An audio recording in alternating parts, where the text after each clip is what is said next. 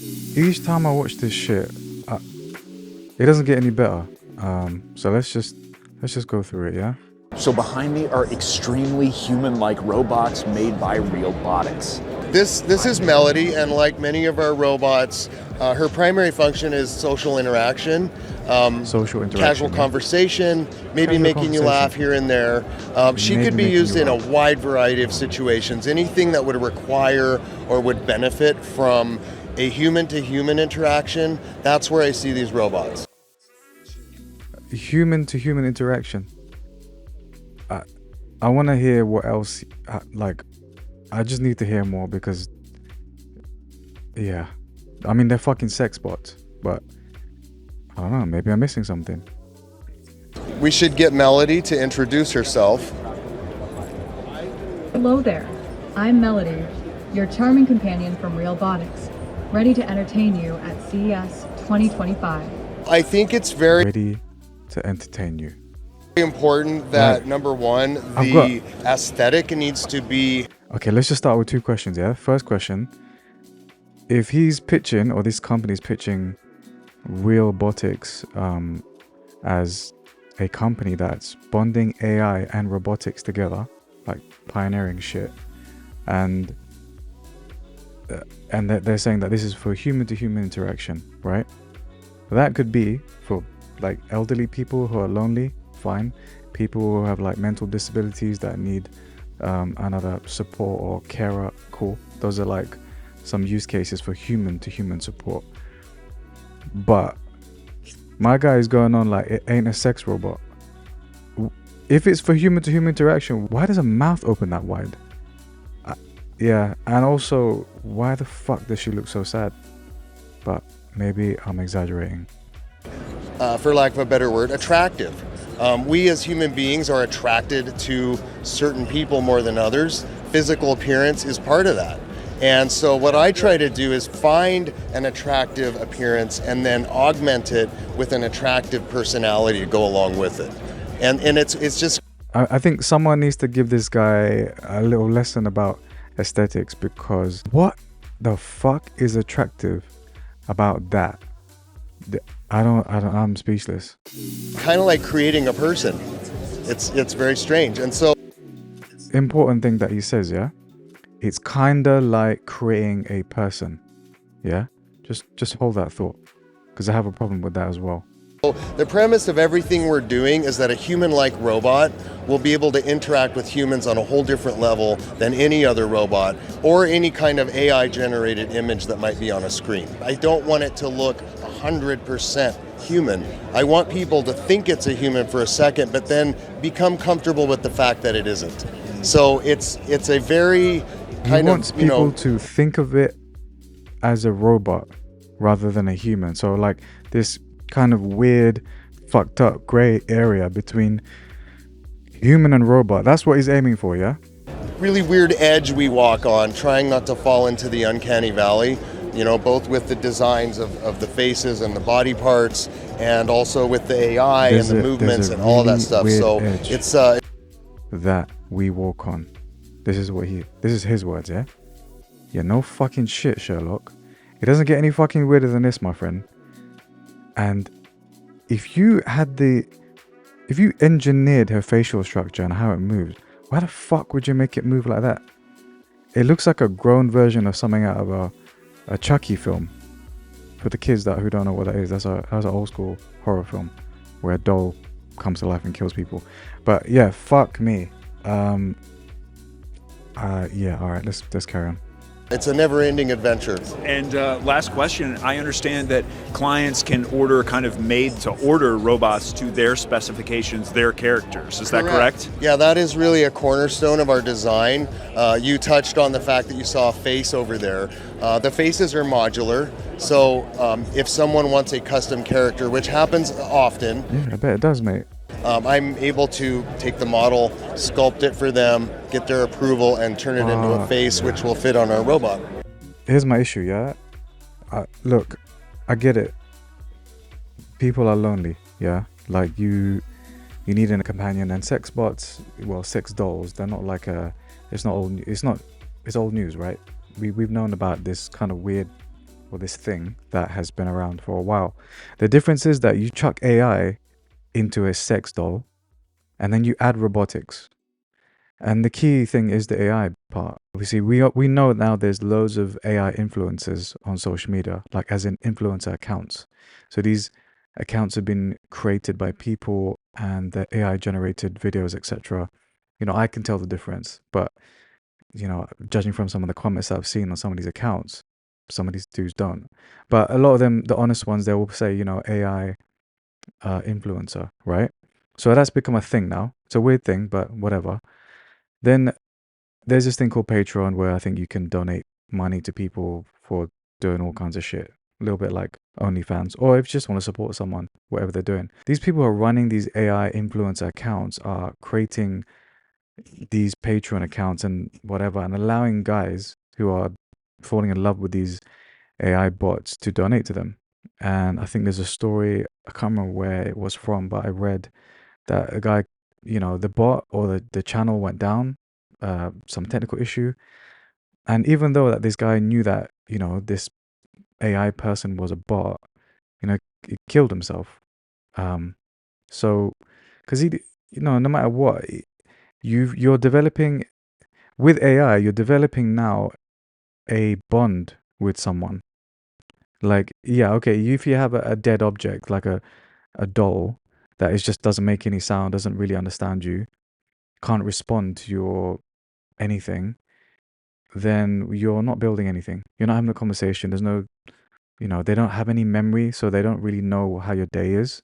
But then you shovel that into a bot. Now you've got a bigger problem. And it's not just like um sad that we've come to this. It's actually like I think the issue I have is going to become the norm. Each to their own. I do believe in that, and I do believe that like it's a free country. Do what the fuck you want. But it's the issue I have is on a spiritual level, because to get anything in life, you got to fucking graft for it. Whether that is money, succession, friends, a partner, raising your children, everything requires fucking effort. And the ones who don't want to actually like put in the effort, they don't get it. Just look, if you're overweight right now and it's just that period, then that's on you, right? Because you didn't put in the effort. But everyone who's fit or who looks a certain way, they put in the effort, it's consistent, it's not fun, but you do it and then you get the results, right?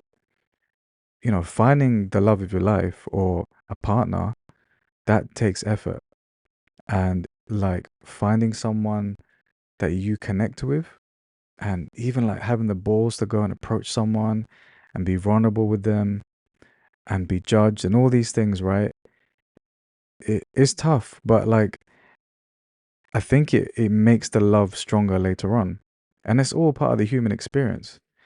So if we start to have this as like the norm, then what happens to that over time? Do we stop falling in love with each other because we have a plan B?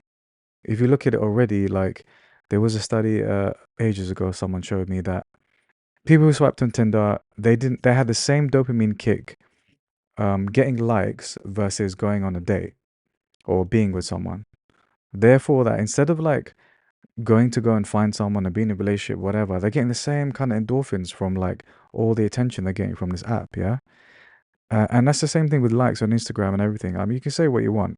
You still have a feeling when you get those likes in or you don't get enough likes or views or whatever, right? So we're already pre-programmed now on this kind of reward system. And also the fact that if that's too hard, fuck it, I get love here. Or that you don't give me love, I'm gonna go over there, yeah? So now you're bringing like humanoid bots with AI into your home. I mean, that's a permanent solution to a problem that, do you know what I mean? Like, if you're single and it's lonely and you can't find someone and it's tough and you can't see the end, I get it. Yeah, fucking hell, we've all been there.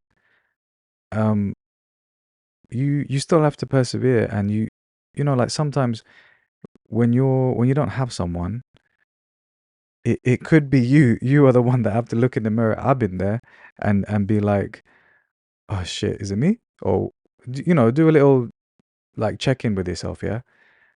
Because you can't be the one that's always right. And like that's how I improve in life when it comes to like relationships with people and business, etc. It's like I will always look in the mirror first and just say, all right, where did you go wrong here? Or did you go wrong? Or like let's backtrack. And that makes me, I think, a better human because I hold myself accountable to any bullshit that comes out of me. If you put these things in place where, you have, say you have a few terrible relationships and you just, you know, you feel like there's no light at the end of the tunnel, and you got a bunch of money, or maybe this gets cost effective, and you're just like, fuck it, I'm gonna get a sex bot, or I'm gonna get a bot or an AI companion. Um, maybe that is where everything is leading, like, yeah, cyberpunk vibe of a world. But yeah, there's just, I mean, for me, it's a spiritual aspect. It's that I absolutely love tech. Yeah, like I was the first adopter of Oculus, it's a VR headset. I've got two, and I've got an XR headset. So I get it, yeah. But I use it to improve my life and advance me as a human. I'm not implanting shit in me, but I can see where all these tech has benefits, and I'm fascinated as to where we're gonna get with it. But I just this is not for me, and it's more beyond the creepy aspect or the aspect of someone who's like, do you know what?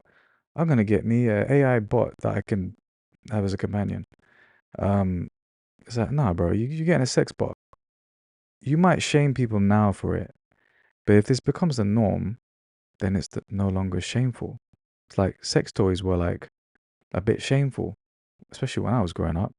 And now, ladies, I mean, yeah. So you can use tech and your toys and whatever else you need to use to fulfill those things short term, yeah? But the moment you start to add a fake soul or persona into things like AI, or you start to rely on those tools and those toys, it's now like an addiction. It's now a part of you because you've kind of grown with that. Now, don't compare it to fucking computers or ChatGPT. That's different. That is like an extension of us. This is a replacement. So, like certain toys, mm, they're replacements, but it depends on your self control. But this is that's a replacement. That's you're basically saying that okay, I don't need a human. I can have a bot. And then the darkest aspect of this, beyond the fact, if you're not spiritual or religious or you don't believe there's anything else but whoever you're looking at in the fucking mirror, cool. But beyond that, it goes down to the fact that there's if this becomes mainstream and the norm, then there is not much of humanity left. Like you could probably count the years left if every dude started adopting this and women started adopting it. Um, but that's just my opinion. Like I just think, as much as I love technology and artificial intelligence and where everything is going, and I've fully embraced it, I've got the most open mind when it comes to these things. I'm also deeply in touch with spirituality and my soul, and I've seen things that I've seen and experienced things that I don't think the average person has, and it's these things that I've seen and felt that remind me of what will be missing in humanity if we go down this particular path of kind of like making AI robotics and humans indistinguishable. Like cyberpunk is cool. It's got this like kind of edgy, it's like pretty face and then half a robot arm hanging out. You kind of where you both stand, right? But this is I think we kind of all knew we were going to get here, but I don't think we knew we were going to get here this quick. And yeah, it's just beyond this, there's so many things that are happening in the world that I don't think the average person understands. And it's all on this AI topic. there's so many discussions I've been having over the years with friends about, you know, what is art, and also like, you know, should we fear it, and do we embrace it, and is there going to be, are we going to be left in the world? Is there going to be any artists left? So you kind of went through these weird stages of like denial and then aggression, where you kind of oppose the thing, and it's acceptance. It's acceptance now. And some people, there's some dark stories that I'm not gonna go into, but they didn't take the news very well when those industries were taken over or shut down and replaced with AI. Um, and it's not really talked about. Let's just say that this becomes a thing in the next few years, where everyone's like, yeah, I'm just gonna have an AI bot companion, yeah. And you fulfilled all logical needs. We're like, I feel lonely. All right, cool. Here's a companion. Or I feel sad. Oh, here's some dopamine hits. Or I don't feel like I love myself. Okay, this person loves me. I'll get an attention on OnlyFans or whatever. So I'm gonna keep doing that. So I get the love and I get this and I get that, because you're missing all these other things. Yeah. There's no room for you to improve, to work, to be the best version of you. And in that time, besides when people die that you love, and this is another reason why this is also a problem, because I can see people replacing dead people with these, because they can't deal with the grieving. So there's so many levels to this, because like this is created because for lonely people, right? We're all fucking lonely. I don't know anyone who's not lonely at one point. And so you have the solution, and then all the other human experiences that we're currently having. Like, what do we do? Do we have a plaster for all of them, or a cast for all of them? So we just turn a blind eye to everything that goes wrong. That is so difficult that we just think, you know what, I'm just gonna do that instead because it's easier. So that's the issue, because through pain and through adversity and through all these fucking challenges that life gives you, I believe it's there for a reason. I'm living proof of that, to be honest with you, because it could have gone the other way when I've had stuff happen to me in life, but I chose to keep moving forward, and it was not fucking easy. It still isn't easy, but I know that's part of life. And these experiences allowed me to kind of like reflect on these things and see things I would not have seen before, and kind of made me even more in tune with myself as a human being. And this is where I have the biggest problem with this, is because with things like this, I don't think you will tune into yourself and ask yourself the questions like, why are we here? You know, what is the meaning of humanity? What is the meaning of existence? Right? And if you're calling me a hippie right now, you're thinking, oh, that's a bit, it's like, well, when are you going to think about it then? What, you're just going to continue living in this potential simulation and fill your needs with whatever you need to fill them with, without actually asking these fucking questions? And they're important questions. And if you look at like what people think about when they're passing away or they're near death, these questions come about. So I'm just saying that, like, yeah, I'm just bringing this to light because it made me feel really fucking uncomfortable. And I don't get uncomfortable, especially when it comes to tech and stuff like that. But this, it's just, yeah, I don't know. Let me know your thoughts in the comments. Maybe I'm overreacting, but I just think it's good that we talk about it as humans. Like we kind of need to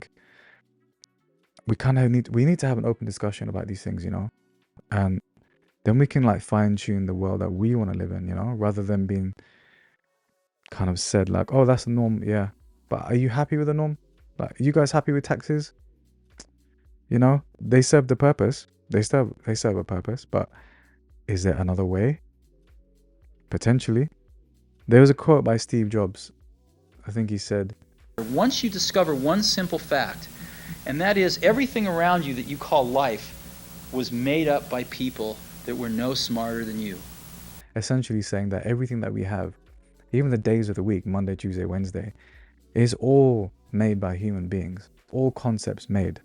So there is hope in the fact that if you're willing to open up your eyes and your mind enough, there is hope, I believe, to change the course of the future that you're not comfortable with. And yeah, I think it starts with discussions. and sharing perspectives, because like this is just my opinion, you know, you might have another one. And you know, I do see the good in it, and when it comes to robotics and what it does with humans, but I just feel the spiritual aspect is just going to get further and further lost. And I already believe that we as humans have lost a big part of what our ancestors had already. So, but that's just my opinion. Let me know yours.